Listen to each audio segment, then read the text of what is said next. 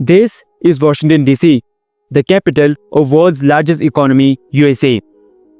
This is Beijing, the capital of world's second largest economy, China.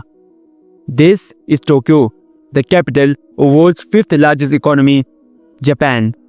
And this is Delhi, the capital of world's fourth largest economy, India. And the difference is clearly visible and we all know. अगर हम दिल्ली और बाकी के top 10 largest economies की capital को compare करें, then unfortunately Delhi is the worst among all of them. पर मैं दिल्ली को अनफॉर्चुनेटली वर्स्ट कह क्यों रहा हूँ, और ऐसा क्या चीज़ है जो दिल्ली को ऐसा दिखने पे मजबूर कर रहा है? Hello everyone and welcome to this episode where I am going to talk about Delhi, the capital of world's fourth largest economy and why it unfortunately सक्स।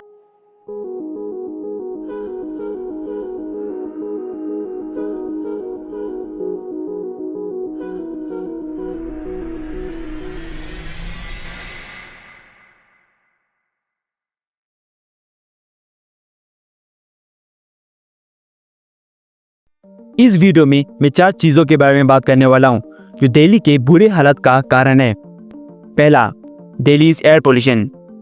दूसरा, दिल्लीज वाटर पोल्यूशन। तीसरा, दिल्लीज म्युनिसिपल सॉलिड वेस्ट। और चौथा, Delhi's poor infrastructure. अब हम इन चारों के बारे में एक एक करके बात करेंगे। एयर क्वालिटी इंडेक्स ये एक ऐसा टूल है जो कि एरिया के एयर क्वालिटी को मेजर करता है। अगर हम दिल्ली की बात करें तो ये नंबर 200 प्लस कर जाता है साल का ऑन एवरेज, जो कि पुअर की कैटेगरी में आता है। और यही नंबर दिल्ली की पोल्यूशन की पीक टाइम पर, जो कि अक्टूबर से जनवरी के बीच में होता है, तब यही नंबर 500 प्लस कर जाता है, जो कि हैजर्डस की कैटेगरी में आता है। और यही नंबर कभी कभी 1000 प्लस कर जाता है। यहाँ बहुत ही इंटरेस्टिंग बात यह है कि दुनिया में बहुत से ऐसे डिवाइसेस है जो कि AQI को मेजर करता है और उसमें 999 आखिरी लिमिट होता है, और दिल्ली कभी कभी इसके ऊपर चला जाता है। इससे हमें ये पता चलता है कि दिल्ली आज पूरा का पूरा गैस चैम्बर बन चुका है, जहां लोग हवा के नाम पर नाइट्रोजन ऑक्साइड और PM 2.5 जैसे हार्मफुल गैसेस अपने अंदर ले रहे हैं।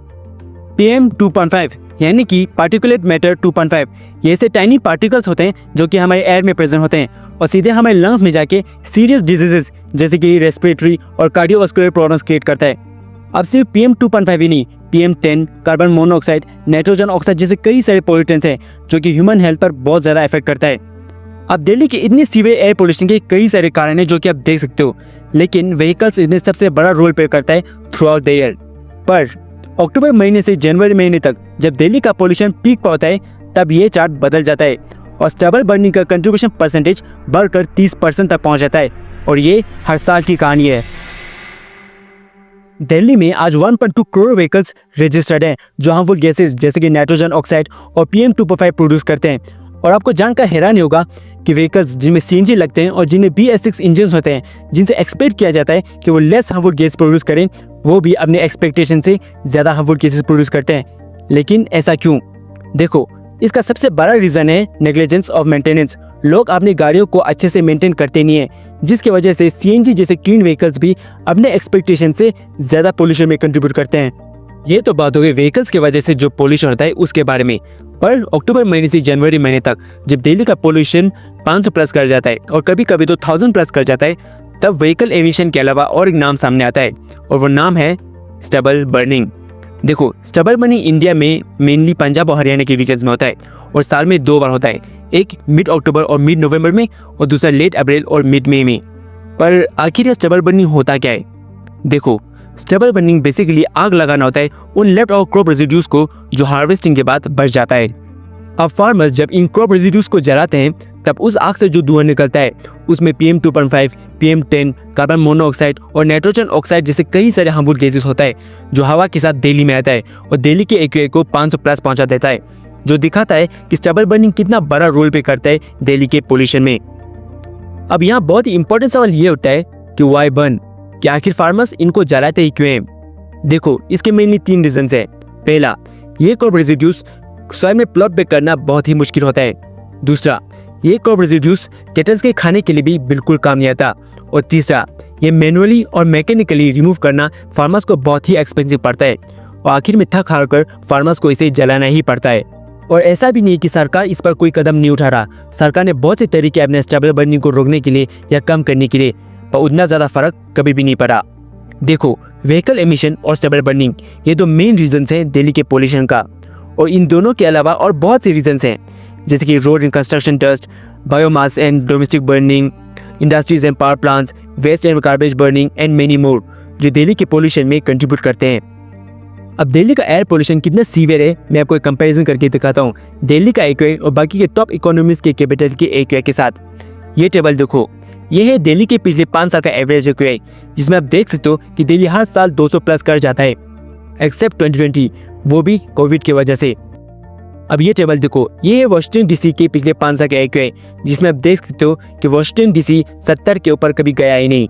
ये टेबल देखो, ये है बीजिंग का एवरेज एक्यूआई पिछले 5 साल का, जिसमें आप देख सकते हो कि बीजिंग 80 के ऊपर कभी गया ही नहीं।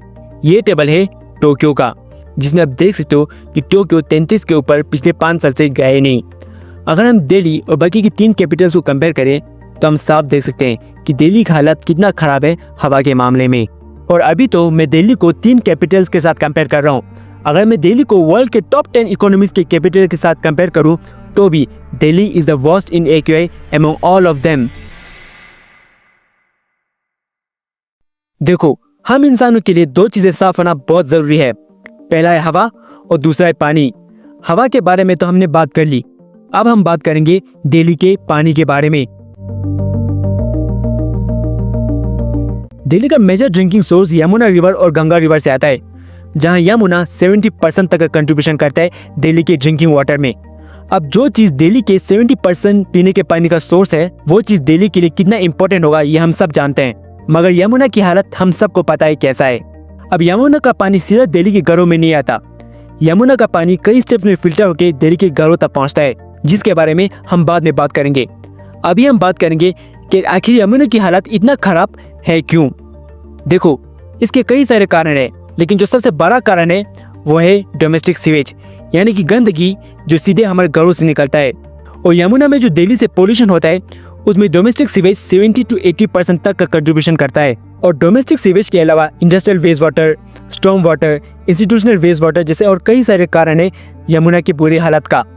अब इन सारे सीवेज को मिलाकर दिल्ली एक दिन में 3596 मिलीलीटर तक का सीवेज जनरेट करता है, जिसमें से 2958 मिलीलीटर सीवेज ट्रीट हो जाता है, लेकिन बचे हुए 641 मिलीलीटर सीवेज सीधा यमुना में जाता है तो डिफरेंट सीवेज ड्रेन्स जैसे कि शारदा, नजफगढ़ एटसेट्रा एटसेट्रा। अब ये 641 नंबर आपको कम जरूर लग सकते हैं एज कम्पेयर टू 3596 मिलीलीटर, पर ये 641 मिलीलीटर कितना ज्यादा है इसका हिसाब आप इससे लगा सकते हो कि पूरी यमुना की लेंथ 1376 किलोमीटर है, जिसमें से 52 किलोमीटर दिल्ली में फ्लो होते हैं और उसमें से 22 किलोमीटर अर्बन सेगमेंट में फ्लो होते हैं, starting from Wazirabad bridge to Okhla bridge. अब पूरे 1376 किलोमीटर की यमुना पे जितना पोल्यूशन लोड पड़ता है उसमें से 76% पोल्यूशन लोड सिर्फ दिल्ली के अर्बन सेगमेंट में फ्लो हो रहे 22 किलोमीटर में रिसीव होता है। मतलब पूरे यमुना के सिर्फ 2% सेक्शन में पूरी यमुना के 76% पोल्यूशन लोड रिसीव होता है, जो दिखाता है कि दिल्ली कितना गंदा करता है यमुना को। अब ये यमुना का पानी दिल्ली के 70% ड्रिंकिंग वाटर का सोर्स है, पर यह पानी सीधा दिल्ली के घरों तक नहीं जाता, ये कई स्टेप्स में फिल्टर होता है। सबसे पहले यमुना का गंदा पानी आयरन नेट्स के थ्रू पास कराते हैं ताकि प्लास्टिक्स, लीव्स और क्लॉथ पीसेस जैसे बड़े ऑब्जेक्ट्स पानी से अलग हो जाएं। इस प्रोसेस को स्क्रीनिंग कहते हैं। उसके बाद पानी में एल्यूमिनियम सल्फेट या फेरिक क्लोराइड जैसे केमिकल्स डालते हैं, जिसकी वजह से स्मॉल डस्ट पार्टिकल्स एक दूसरे के साथ जुड़कर एक बड़ा डस्ट बॉल बना सके। इसे कोएगुलेशन एंड फ्लोकुलेशन कहते हैं। अब इसके बाद पानी एक बड़े से टैंक में रखा जाता है, जहां वो डस्ट बॉल नीचे की तरफ सिंक हो जाता है और साफ पानी ऊपर की तरफ रहता है, और इस प्रोसेस को सेडिमेंटेशन कहते हैं। अब वो साफ पानी कई सारे सैंड, ग्रेवल और चारकोल के लेयर से गुजरता है, जो एक वाटर फिल्टर की तरह काम करता है और टाइनी डस्ट, जर्म्स और बैड स्मेल्स को हटाता है, और इसे फिल्ट्रेशन कहते हैं। अब फिल्ट्रेशन के बाद उस पानी में क्लोरीन जैसे केमिकल्स ऐड कराते हैं, जो हार्मफुल बैक्टीरियाज और वायरसेस को मारता है और पानी को पीने लायक बनाता है। और इन सब के बाद आखिर में यमुना का पानी पाइपलाइंस के थ्रू दिल्ली के घरों तक जाता है, और ये सारा प्रोसेस दिल्ली के वाटर ट्रीटमेंट प्लांट्स में होता है। और हाँ, ये पानी जो इतने लंबे प्रोसेस में फिल्टर हो रहा है, ये मेन सिटी की यमुना का पानी नहीं है। ये पानी वजीराबाद ब्रिज के सामने से लाया जाता है, जो सारे सीवेज ड्रेन से पहले आता है। मेन सिटी के यमुना का पानी तो इतना पॉल्यूटेड है कि उसे इतने लंबे प्रोसेस के बाद भी फिल्टर नहीं किया जा सकता। अभी अगर आपको ऐसा लग रहा है कि इन सारे प्रोसेस के बाद दिल्ली के घरों में एक साफ पानी जाता है, तो आप बिल्कुल गलत हो। इतने सारे स्टेप्स में फिल्टर होने के बाद भी यमुना का पानी इतना गंदा होता है कि ये लंबा प्रोसेस भी यमुना को फुली क्लीन नहीं कर पाता। और तो और जिस पाइपलाइन से ये पानी घरों तक जाता है वो भी सालों से बदला या साफ नहीं किया होता, जिसकी वजह से पाइपलाइन में रस्टिंग हुआ होता है और उस रस में कई सारे बैक्टीरिया होते हैं, जो जब पानी पाइपलाइन के थ्रू आते हैं वो बैक्टीरिया भी साथ साथ दिल्ली के घरों तक चला जाता है। अब आप सोच सकते हो कि दिल्ली का पानी कितना खराब है, और अभी तो मैंने सिर्फ यमुना के बारे में बात की है और जो दिल्ली पानी पीता है उसके बारे में, लेकिन जो नाली नालों में गंदा पानी फ्लो होता है उसकी वजह से उन सराउंडिंग्स में रह रहे लोगों को बहुत सारी बीमारियां होती है, जैसे कि मलेरिया, डेंगू एंड मेनी मोर। दिल्ली का पानी आज बहुत बड़ा कंसर्न बन चुका है लोगों के लिए और सरकार के लिए, और दोनों जनता और सरकार के लिए इस पर ध्यान देना और इस पर काम करना बहुत ही जरूरी बन चुका है। और क्या आपको पता है कि यमुना में एक दिन में तकरीबन 950 टन की सॉलिड वेस्ट एंटर करता है along the river banks and through different range, और ये सॉलिड वेस्ट सिर्फ यमुना के लिए ही नहीं बल्कि पूरे दिल्ली के लिए एक बहुत बड़ा प्रॉब्लम है। दिल्ली एक दिन में तकरीबन 11,000 टन के सॉलिड वेस्ट जनरेट करता है, जो दिल्ली को highest municipal solid waste generator बनाता है पूरे इंडिया में। अब इस 11,000 टन के सॉलिड वेस्ट में से 8,000 टन सॉलिड वेस्ट ट्रीट हो जाता है, जो पूरे 11,000 टन का 70 से 72% तक बनता है। उसके बाद तकरीबन 3,800 टन सॉलिड वेस्ट लैंडफिल्स में डंप हो जाता है, जो 28 to 30% बनता है पूरे 11,000 टन का। अब बचे हुए 200 से 500 टन यमुना में जाते हैं और उतना ही सॉलिड वेस्ट अनकलेक्टेड भी रह जाता है, जब दिल्ली के सड़कों पर, घरों के बाहर, मैदान में और ऐसी कई जगहों पर देख सकते हो। अब उस 11,000 टन का 70 से 72% सॉलिड वेस्ट दिल्ली के 3 लैंडफिल्स में जाता है, गाजीपुर, बालसवा और ओगला, जहाँ गाजीपुर तकरीबन 1500 टन सॉलिड वेस्ट हर दिन रिसीव करता है, और वहीं पर बालसवा एक दिन में तकरीबन 2,000 टन सॉलिड वेस्ट रिसीव करता है। और ओगला में फ्रेश वेस्ट डंप करना 2022 के अक्टूबर महीने से बंद कर दिया गया है, पर अभी भी ओगला में 180 फीट की हाइट का सॉलिड वेस्ट है, जो 2022 से पहले डंप किया गया था। और वहीं पर गाजीपुर लैंडफिल का हाइट 213 फीट है और बाजवा के लैंडफिल का हाइट तकरीबन 203 फीट तक का है। अब यहाँ सवाल ये उठता है कि क्या कभी भी ये लैंडफिल्स क्लियर होंगे? सरकार ने तो कहा है कि 2026 तक ये लैंडफिल्स क्लियर हो जाएंगे, पर ऐसा ही टारगेट दिसंबर 2024 का भी रखा गया था। उस वक्त भी ये लैंडफिल्स साफ नहीं हुआ और 2026 में भी इसका साफ होना मुश्किल लग रहा है। इन लैंडफिल्स से सबसे ज्यादा प्रॉब्लम्स इसके आसपास बसे स्लम्स के लोगों को और इन लैंडफिल्स में काम करने वाले लोगों को होता है। इन लैंडफिल्स की वजह से इसके आसपास रहने वाले लोगों को रेस्पिरेटरी डिजीज, कैंसर्स और आए दिन इन लैंडफिल्स में होने वाले एक्सीडेंट्स की वजह से हादसे होते रहते हैं। एयर पोल्यूशन और वाटर पोल्यूशन में भी ये लैंडफिल्स एक बड़ा रोल निभाते हैं, पर ये लैंडफिल्स हजारों फैमिलीज के लिए रोजगार भी है। इन लैंडफिल्स में बहुत सारे वेस्ट पिकर्स काम करते हैं और इन कचरों से उनका घर चलता है। पर सोचिए कि इन लैंडफिल्स में काम करना कितना मुश्किल और अनसेफ है। सोफिया बेगम एक 38 ईयर्स ओल्ड वुमेन जो कि लैंडफिल में काम करता था, पर उन्होंने वहाँ पे काम करना बंद कर दिया क्योंकि उनका दाहिना आँख पूरा सूज गया था। वो अपने पति के साथ वहाँ पे काम करते थे। अब आप सोचिए कि घर में कुछ पैसे लाने के लिए ऐसे फैमिलीज अपने जान खतरे में डालते हैं, और ये सिर्फ एक फैमिली की कहानी नहीं है, ऐसे हजारों फैमिलीज हैं जो ऐसे जोखिम भरा काम करते हैं। अब पूरा अनट्रीटेड सॉलिड वेस्ट इन 3 लैंडफिल्स में डंप नहीं होता, कुछ अनकलेक्टेड भी रह जाता है, जो आप इन डंप यार्ड्स के बाहर देख सकते हो। अब तकरीबन 13,000 टन में से 200 से 500 टन सॉलिड वेस्ट दिल्ली के सड़कों पर, घरों के बाहर, मैदान में और ऐसी कई जगहों पर होता है। पर यहाँ सवाल ये उठता है कि ये 200 से 500 टन सॉलिड वेस्ट अनकलेक्टेड रह क्यों जाता है? देखो, इसके कई सारे कारण है, जैसे कि दिल्ली इतना ज्यादा सॉलिड वेस्ट जनरेट करता है कि म्युनिसिपल बॉडीज के पास इनफ मैन पावर, ट्रक या इक्विपमेंट होता ही नहीं है कि वो हर स्ट्रीट को कवर कर सके। और तो और बहुत से स्लम्स या अनऑथोराइज कॉलोनीज के स्ट्रीट्स तो इतने नैरो होते हैं कि ट्रक्स वहां तक जा ही नहीं पाते। और इसके अलावा poor door to door collection, poor planning of routes जैसे कई सारे कारण है जिन पर सरकार को काम करना जरूरी है। अब इन चीजों पर तो सरकार को काम करना है, पर हम लोग ऐसे इंडिविजुअल दिल्ली के अनकलेक्टेड सॉलिड वेस्ट में एक बहुत बड़ा रोल निभाते हैं। सिविक सेंस सिर्फ दिल्ली के लोगों में नहीं बल्कि पूरे हिंदुस्तान के मेजॉरिटी लोगों में बिल्कुल भी नहीं है। कचरा सड़कों पर फेंक देना, कहीं भी थूक देना जैसी चीजें बहुत कॉमन बन चुका है। आए दिन सोशल मीडिया पर इंडिया के पुअर सिविक सेंस होने के सबूत हमें दिखते रहते हैं। लोगों के इतने पुअर सिविक सेंस के 2 कारण हैं। पहला, लैक ऑफ पब्लिक अवेयरनेस और दूसरा बिहेवियर इश्यूज, जहां लोगों को अब आदत हो चुका है। बचपन से अपने बड़ों को ये करते हुए देखते आ रहे हैं और खुद भी ये करते आ रहे हैं, जिसकी वजह से अब ये उनका आदत बन चुका है और आदत को बदलना ये खुद इंडिविजुअल पर डिपेंड करता है। दिल्ली का म्युनिसिपल सॉलिड वेस्ट दिल्ली के लिए एक बहुत बड़ा प्रॉब्लम था और है, और यहाँ भी सरकार और जनता दोनों को इस पर ध्यान देना, उस पर काम करना बहुत ही जरूरी बन चुका है। तो अभी तक हमने बात किया दिल्ली के एयर पोल्यूशन के बारे में, दिल्ली के वाटर पोल्यूशन के बारे में और दिल्ली के म्युनिसिपल सॉलिड वेस्ट के बारे में। अब आखिर में हम बात करेंगे दिल्ली के पुअर इंफ्रास्ट्रक्चर के बारे में। देखो, जब भी दिल्ली के पुअर इंफ्रास्ट्रक्चर की बात होती है तब उसमें बहुत सारी चीज़ें आती है, जैसे कि air pollution, poor water pipelines, solid waste, city design etcetera etcetera, जिनमें से ज़्यादातर के बारे में हमने बात कर ली। अब यहाँ मैं सिर्फ एक चीज़ पर फोकस करूँगा, दिल्ली सिटी डिज़ाइन। तो अगर हम दिल्ली के सिटी डिज़ाइन के बारे में बात करें तो हम दिल्ली को दो सेक्शंस में बांट सकते हैं, प्लान दिल्ली और अनप्लान दिल्ली। जहाँ प्लान दिल्ली में वो सारे एरियाज आते हैं जो प्लानिंग के साथ बनाए गए हों, जैसे कि सेंट्रल दिल्ली जिसमें Connaught place, India gate, government office जैसे एरियाज आते हैं जो पहले ब्रिटिशर्स ने बनाए, और साउथ एंड साउथ वेस्ट के प्लान कॉलोनीज, वेस्ट दिल्ली के प्लान कॉलोनीज, ईस्ट दिल्ली के एरियाज जैसे कई सारे एरियाज इसमें आते हैं। और अगर हम अनप्लान दिल्ली की तरफ देखें तो अनऑथराइज्ड कॉलोनीज, स्लम्स जैसे क्लस्टर जैसे एरियाज आते हैं। और यहाँ एक हैरानी की बात यह है कि दिल्ली का ज़्यादा percentage of people unplan areas में रहते हैं as compare to plan areas. अब यहाँ अगर हम प्लान दिल्ली और अनप्लान दिल्ली को कंपेयर करें तो ऑब्वियसली हमें एक बहुत बड़ा डिफरेंस देखने को मिलता है। जहाँ पर प्लान दिल्ली एरियाज में proper water pipelines, wide roads, proper water supply, proper electricity है, वहीं पर उल्टा अनप्लान एरियाज में प्रॉपर वाटर पाइपलाइंस तक नहीं है। उन जगहों पर रहने वाले लोग ज़्यादातर टैंकर्स, बोरवेल्स, इलीगल टैप्स जैसे चीज़ों पर डिपेंड रहते हैं, और वाटर क्वालिटी भी अनप्लान एरियाज में बहुत ही कम मिलता है as compare to plan areas.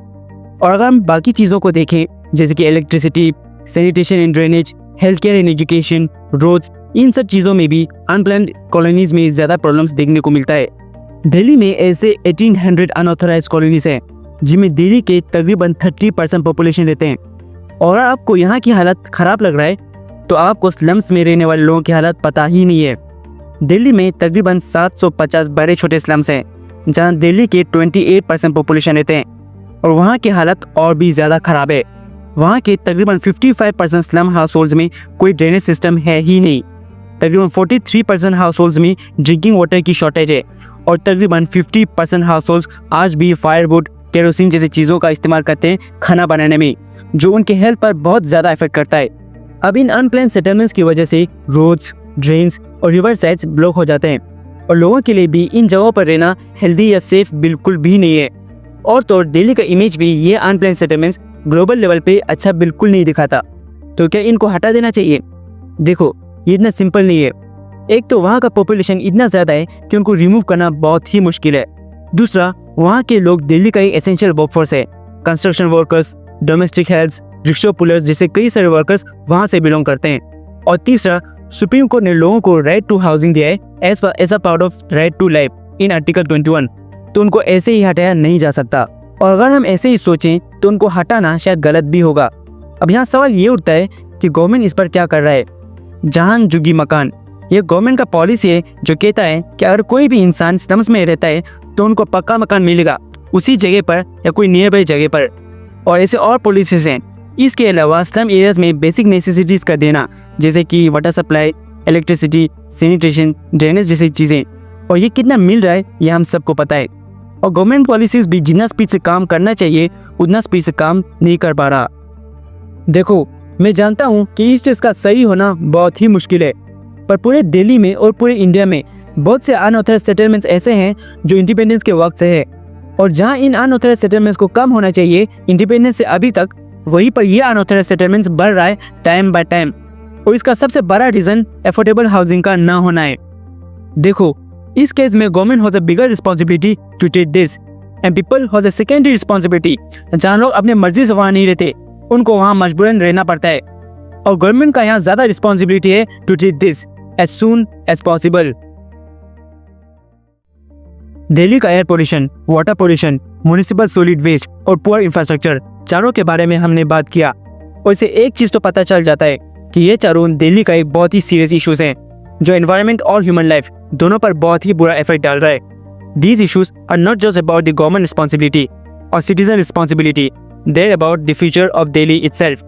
अगर हमें साफ हवा चाहिए, साफ पानी चाहिए, एक एफिशिएंट वेस्ट मैनेजमेंट चाहिए या फिर एक स्ट्रॉन्गर इंफ्रास्ट्रक्चर चाहिए, तो गवर्नमेंट और सिटीजन्स दोनों को अपनी रिस्पॉन्सिबिलिटीज अच्छे से निभाना होगा। एक शहर की पहचान वहाँ के अच्छे लोग होने चाहिए, वहाँ का अच्छा सरकार होना चाहिए, वहाँ का साफ हवा, साफ पानी और साफ सड़कें होना चाहिए। पर इस केस में अगर कोई भी इंसान दिल्ली के बारे में सोचता है तो उसको गंदा हवा, गंदा पानी, हर जगह कचरे और एक पुअर इंफ्रास्ट्रक्चर याद आता है। These are not just the issues of government or the citizens or even of Delhi itself. These are the issues of the nation and they must be cured.